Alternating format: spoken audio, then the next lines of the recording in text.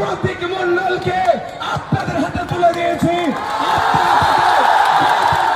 আর কোনো কথা হবে না। প্রতীক মণ্ডল এবার মিনাখা থেকে খাম চিহ্ন জিতে বাসন্তী থেকেও খাম সিম্বল বিধানসভার মধ্যে যাচ্ছে। আমাদের গর্বের বিষয়, আমাদের গর্বের বিষয়। একটা সময় ছিল ভারতীয় ফুটবল টিমে 11 জন 12 জন ইন্ডিয়ান প্লেয়ার, ইন্ডিয়ান টিমে বাঙালি ফুটবলার থাকতো। আর এখন এগিয়ে বাংলা বললেও ভারতীয় ফুটবল টিমে 1 থেকে 2 জন বাঙালিকে খুঁজে পাওয়া যায় না। সেই সময় ভারতের সব থেকে বড় ফুটবল টুর্নামেন্ট, বাংলামি টুর্নামেন্ট ISL কে দাপিয়ে বাড়ালো প্রতীক মণ্ডলকে আপনাদের হাতে তুলে দিয়েছি। নির্বাচন করে আইনসভার মধ্যে পাঠাবেন। আইনসভার মধ্যে গিয়ে দলিতদের কথা বলবে, আদিবাসীর কথা বলবে, হিন্দুর কথা বলবে, মুসলমানের কথা বলবে, কৃষকের কথা বলবে, ছাত্রের কথা বলবে, যুবকের কথা বলবে, পুরুষের কথা বলবে, মহিলার কথা বলবে, আমাদের কথা বলবে, বাংলার কথা বলবে। বাংলাকে এগিয়ে নিয়ে যাওয়ার জন্য আপনাদের হাতে আমরা প্রার্থী আমরা তুলে দিয়েছি। শুধু সময়ের অপেক্ষা, সময়ের অপেক্ষা। নির্বাচন সুষ্ঠুভাবে করাবো। এটা 2021 নয়, এটা 2024-26। আমরাও দাঁতে দাঁত চেপে লড়াই করবো, মানুষের জন্য কথা বলবো, সমাজের জন্য কথা বলবো, ভোট চুরি আটকাবো।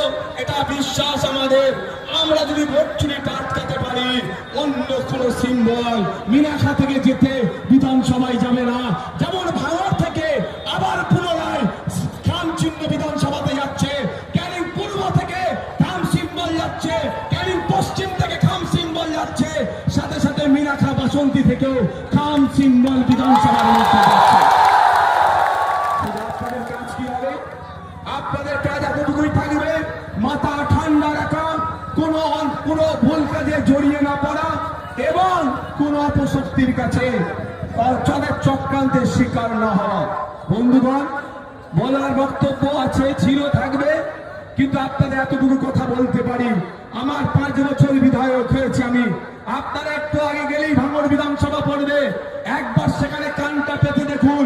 বিগত 5 বছরে কেউ বলতে পারবে না আমি 1 টাকা দুর্নীতি করেছি, কেউ বলতে পারবে না 1 টাকা তোলাবাজি করেছি, কেউ বলতে পারবে না সার্টিফিকেটের নামে বা বিভিন্ন ঘুরিয়ে ফিরিয়ে 1 টাকা আমি অবৈধভাবে নেওয়ার চেষ্টা করেছি।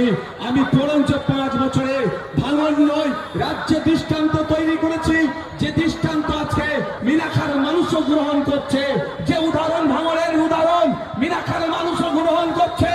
আর কোনো কথা হবে না। প্রতীক মণ্ডল এবার মিনাখা থেকে খাম চিহ্ন জিতে গতবারে আমরা আমাদের সহযোগী শক্তি, আমাদের লেফট ফ্রন্টের পক্ষ থেকে CPIM দাঁড়িয়েছিল, এই তো দাদা দাঁড়িয়েছিল, কমরেড দাদা। আমরা তার জন্য সর্বোচ্চ লড়াই করে যদি ঠিকঠাক ভোট হতো, তারপরে 45,000 ভোট পেয়েছিলাম। এইবারে দাদা আমাদেরকে সুযোগ দিয়েছে, মিনাখা থেকে দাদা তার ছোট ভাইকে জিতিয়ে বিধানসভায় পাঠাবার শপথ নিয়েছে। লড়াই, এ লড়াই আমাদেরকে লড়তে হবে এবং এ লড়াই আমাদেরকে জিততে হবে। আগামী দিন মিনাখার ঝলকরের যে তোলাবাজি বন্ধ করার লড়াই, এই লড়াই তোলাবাজি বন্ধ করার লড়াই, এই লড়াই কাটমানি বন্ধ করার লড়াই, এই লড়াই সুষ্ঠু সমাজ ব্যবস্থা দেওয়ার লড়াই। তো এই লড়াই আপনাকে আমাকে একসাথে লড়তে হবে। একদিকে ধর্মনিরপেক্ষ দল,